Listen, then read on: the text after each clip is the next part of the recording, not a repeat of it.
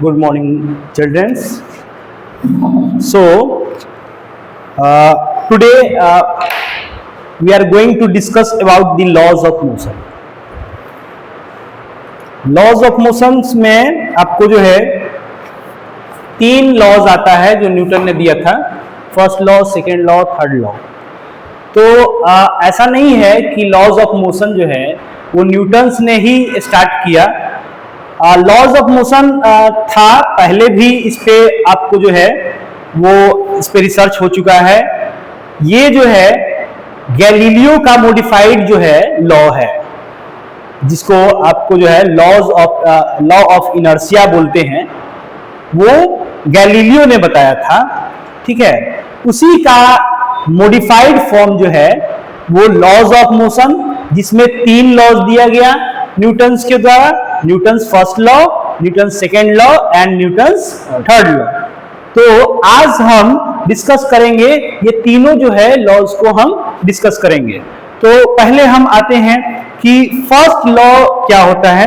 ठीक है, तो इसको जो है कोई भी आपका जो लॉज है, कोई भी प्रिंसिपल आप पढ़ते हैं साइंस में, तो हम जो है डायरेक्ट उसके डेफिनेशन पे नहीं आएंगे। डायरेक्ट डेफिनेशन, अच्छा ऐसा थोड़ी होता है कि आप पहले डेफिनेशन पढ़े हैं तब उसका एप्लीकेशन पढ़े हैं, ऐसा तो है नहीं। इन प्रैक्टिकल लाइफ हम क्या करते हैं कि पहले उसका एप्लीकेशन किए रहते हैं, बाद में हम उसको क्या करते हैं, डिस्कस करते हैं कि ये किस लॉ के अकॉर्डिंग हुआ, ये कौन से साइंस के कौन से प्रिंसिपल के अकॉर्डिंग जो है ये काम कर रहा है। तो अगर हम उसी कॉन्टेक्स्ट में, उसी तरीके से अगर कोई भी हम प्रिंसिपल को समझते हैं साइंस के, तो बेटर अंडरस्टैंडिंग हमारा डेवलप होगा। ठीक है, बेटर साइंस का फाउंडेशन डेवलप होगा। सो हम एग्जाम्पल से स्टार्ट करते हैं। जो फर्स्ट लॉज ऑफ मोशन है उसको एग्जाम्पल से स्टार्ट करते हैं। सपोज दैट कि आप जो है एक बस है, बस में आप ट्रेवल कर रहे हैं।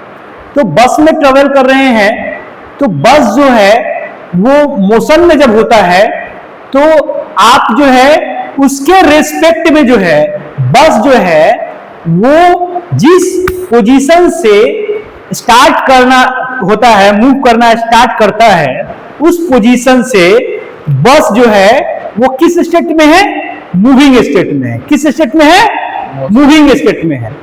और लेकिन जो पैसेंजर बस में बैठे हुए हैं वो बस के रिस्पेक्ट में किस में है, रेस्ट में है। बस के रिस्पेक्ट में रेस्ट में है। और आपको उस पोजीशन के रिस्पेक्ट में बस मूविंग है, पोजीशन के रिस्पेक्ट में बस मूविंग है, मोशन में है, और पैसेंजर भी मोशन में है, पैसेंजर भी मोशन में है। अब यहां पे जो है हमें डिस्कस करना है फर्स्ट लॉ। तो फर्स्ट लॉ जो है आप इस तरीके से इसका आप फील कर सकते हैं इसको, कि जैसे ही जो है ड्राइवर ब्रेक अप्लाई करता है, ठीक है, our body tilted forward, our body tilted forward. How, why does it happens? It happens because of inertia of motion. Because of inertia of motion. Are you getting my point? Yes sir. ये जो है आपको inertia of motion के कारण हुआ। मतलब कि हम जो है मोशन में थे और हम चाह रहे थे कि हम मूव करते ही रहे, लेकिन सडनली ड्राइवर ने जो है ब्रेक अप्लाई किया और बस रेस्ट में आया। हाँ, तो हमको भी विलिंगली और अनविलिंगली रेस्ट में आना पड़ा, रेस्ट में आना पड़ा। ठीक है, लेकिन हम चाह नहीं रहे थे, ऐसा हमारी इच्छा नहीं थी कि हम रेस्ट में आ जाए। तो इसका असर पड़ा हमारे बॉडी पे। इसका असर क्या पड़ा है? We bent forward, we bent forward. Okay, तो ये तो हो गया कि inertia of motion, inertia of motion. अब हम एग्जांपल लेते हैं इनर्शिया ऑफ रेस्ट का। क्योंकि अगर जब तक हम इनर्शिया को एक्सप्लेन नहीं करेंगे तब तक जो है हम first laws of Newton explain सही से नहीं कर पाएंगे, क्योंकि डायरेक्टली और इनडायरेक्टली मॉडिफाइड फॉर्म में तो वही है इनर्शिया। ठीक है, लॉज ऑफ इनर्शिया को ही फर्स्ट लॉ ऑफ मोशन का न्यूटन्स कहा गया, फर्स्ट लॉ ऑफ न्यूटन्स कहा गया।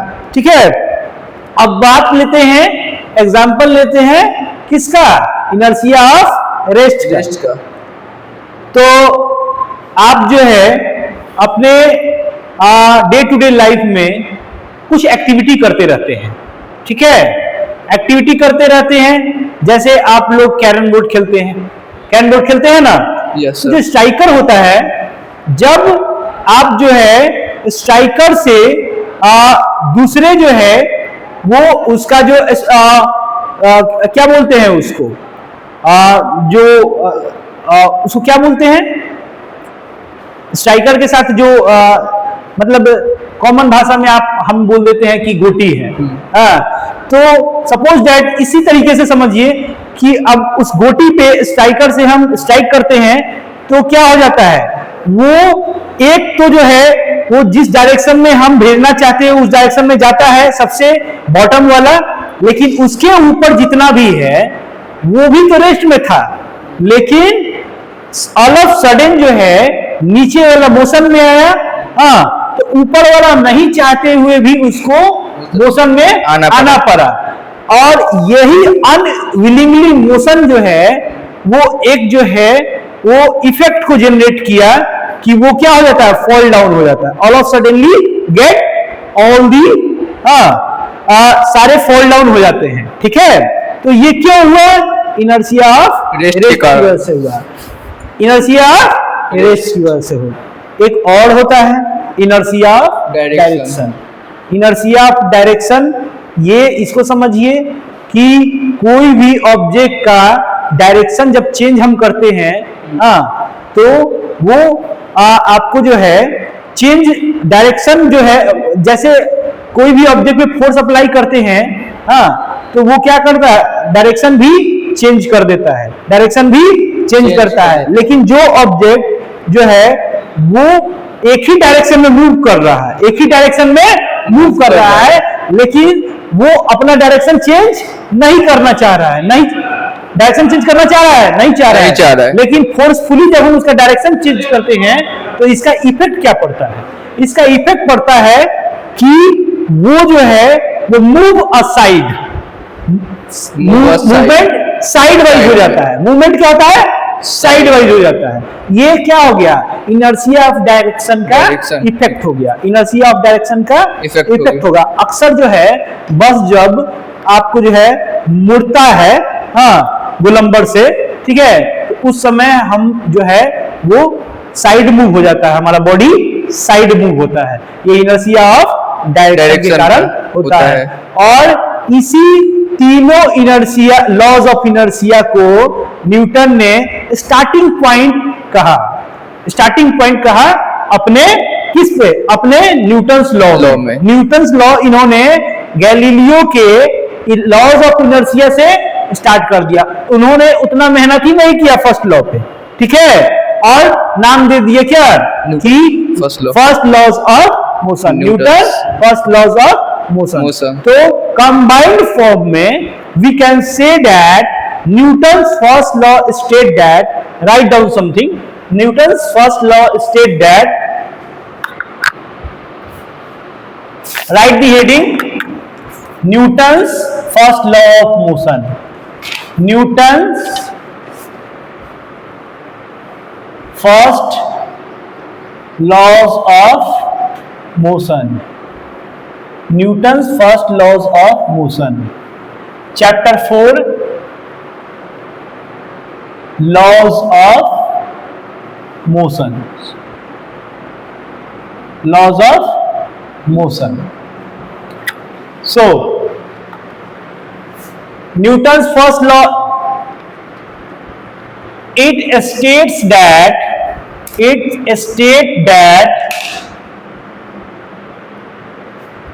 if any body any body is at rest, if any body is at rest, it remains in rest, it remains in rest। मतलब कि अगर कोई भी बॉडी जो है वो रेस्ट में है तो वो रेस्ट में ही रहना चाहता है। And if it is in motion, it remains in motion, it remains in motion।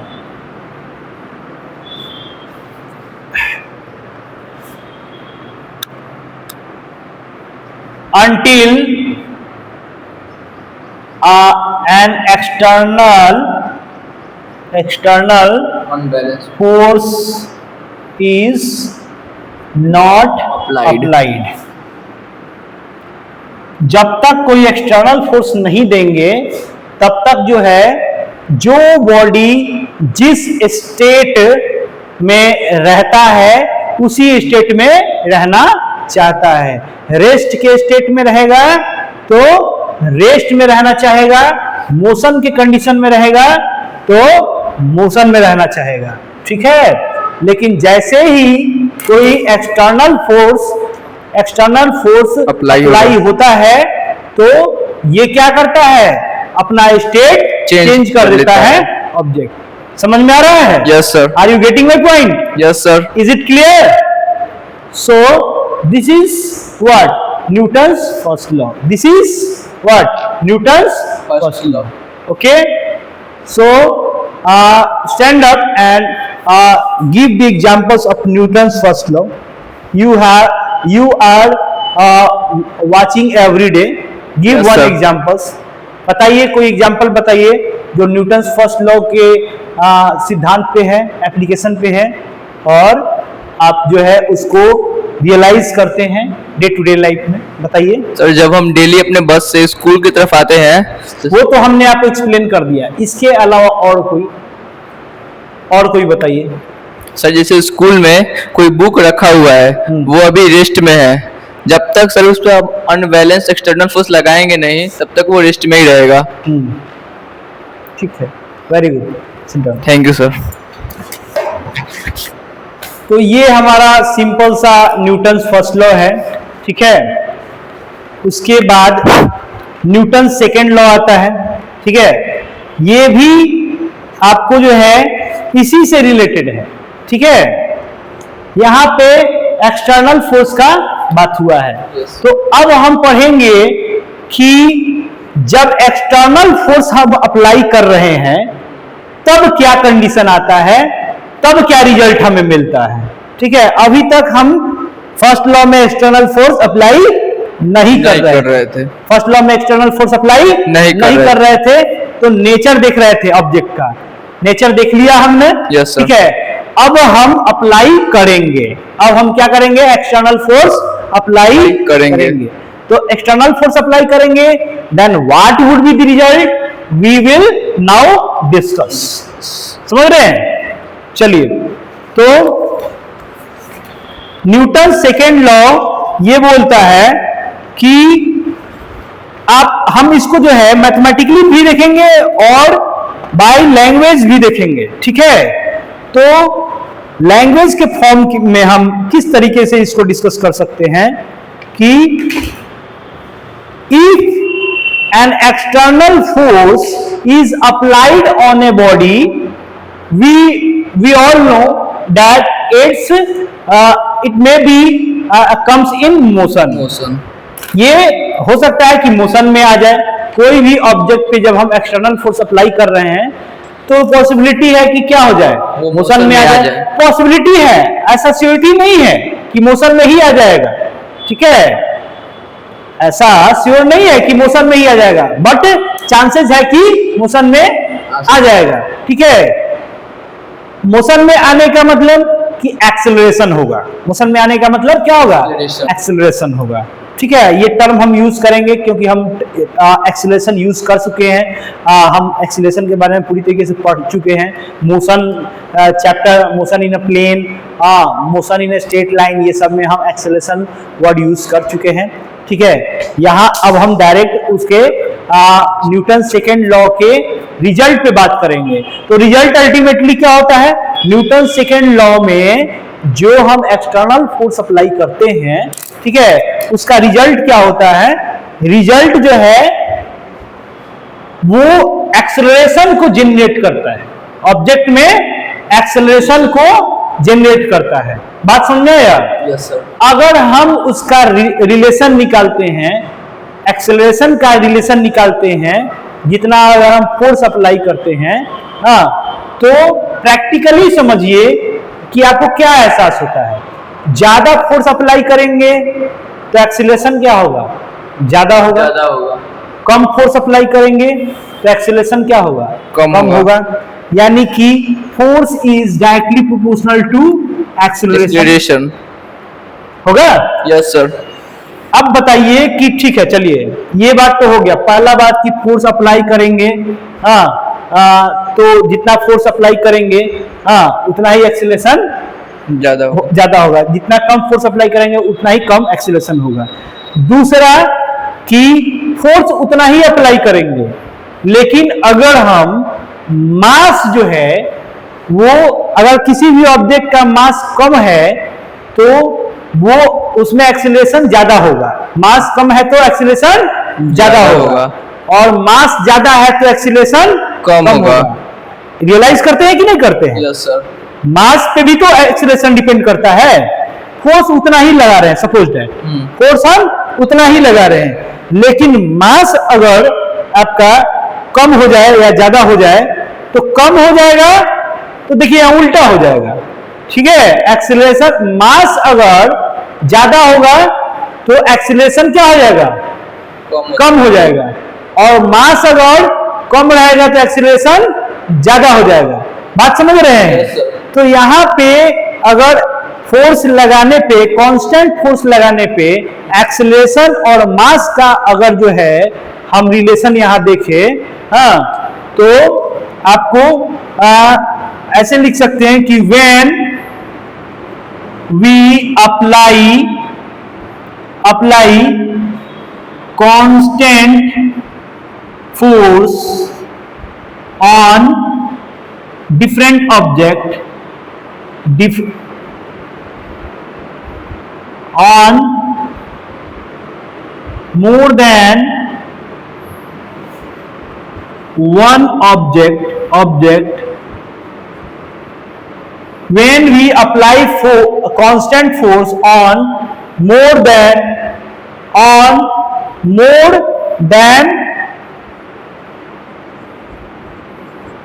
one object but having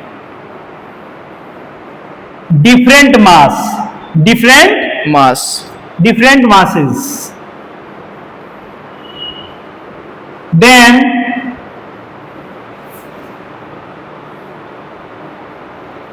acceleration of the object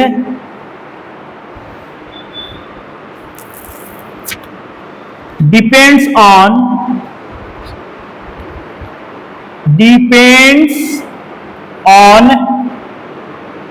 the mass of the object inversely.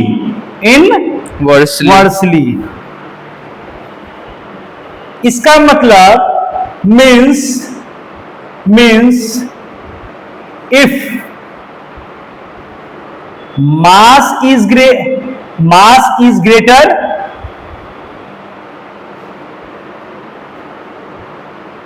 acceleration attained by the object is less. Yes, sir. Acceleration attained by the object is Less. But if its mass is Less. mass is less, then acceleration attained by the object is greater. बात समझ में आया? Yes, sir. मतलब एक parameter बढ़ रहा है तो दूसरा पैरामीटर घट रहा है। हाँ, फिर वो पहला पैरामीटर घटेगा तो दूसरा पैरामीटर बढ़ेगा। मैथमेटिकली हम इस तरीके से कह सकते हैं कि acceleration is inversely proportional to mass of the Object. Mass of the Object. Object. मतलब ओवरऑल हम एक्सेलरेशन की बात करेंगे। न्यूटन सेकेंड लॉ में हम क्या बात करेंगे? एक्सेलरेशन की बात करेंगे कि जब हम फोर्स, एक्सटर्नल फोर्स अप्लाई करते हैं तो एक्सेलरेशन जो है वो अटेंड करता है ऑब्जेक्ट, और वो एक्सेलरेशन किस पे डिपेंड करता है? मास पे भी डिपेंड करता है उसके, और फोर्स पे भी डिपेंड करता है। किस पे डिपेंड करता है? तो मास पे भी डिपेंड करता है और फोर्स पे भी डिपेंड करता है। तो इस तरीके से हम ये बोल सकते हैं कि आपको जो है हम इसको लिख सकते हैं,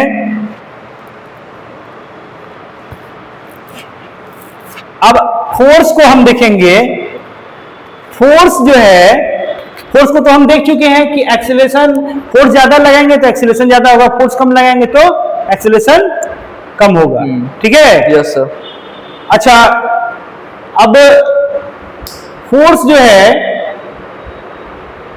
अब इमेजिन कीजिए कि एक्सेलरेशन जिसमें कम हो रहा है, ठीक है, एक्सेलरेशन जिसमें कम हो रहा है, हाँ, और आपको जो है वो फोर्स कांस्टेंट है, तो आपको जो है सपोज दैट कि एक्सेलरेशन चेंज हो रहा है, ठीक है, और फोर्स कांस्टेंट है, तो इसका क्या कारण हो सकता है?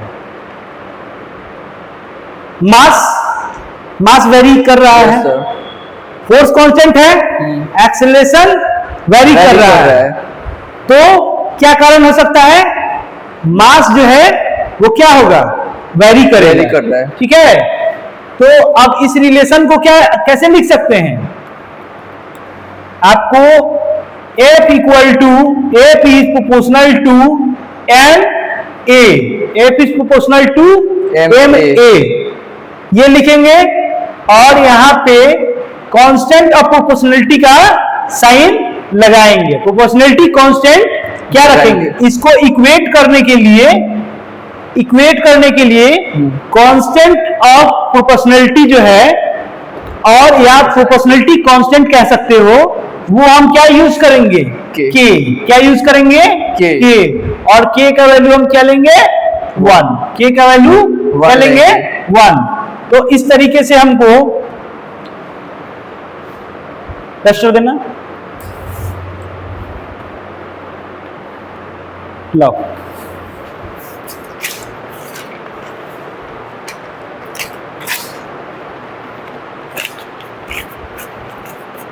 राइट डाउन, ये सभी लिख लिए? यस, लिख लो, लिख रहे हैं सर। लिख लो ये सब।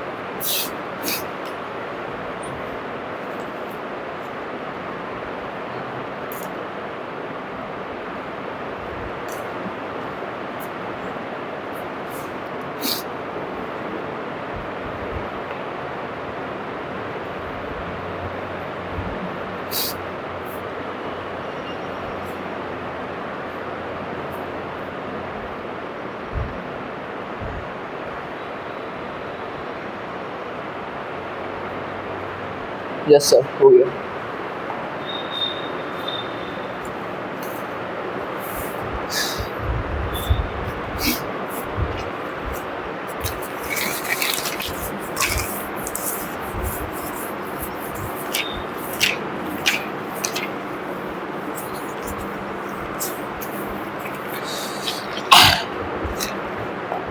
यहाँ पे देखो, ये हम लिख सकते हैं के एम ए, के एम ए, और के इक्वल टू 1, के इक्वल टू 1 पुट कर देंगे तो एफ इक्वल टू क्या हो जाएगा, एम ए। तो यहाँ से हमको अब इस तरीके से भी लिख सकते हैं, A equal to F by M, A equal to F by M, मतलब एक्सीलरेशन जो है वो फोर्स के डायरेक्टली प्रोपोर्शनल है और मास के इनवर्सली प्रोपोर्शनल है। एक्सीलरेशन जो है वो डायरेक्टली प्रोपोर्शनल टू फोर्स और एक्सीलरेशन जो है इनवर्सली प्रोपोर्शनल टू मास। ये लिख लीजिए, ठीक है, लिखिए।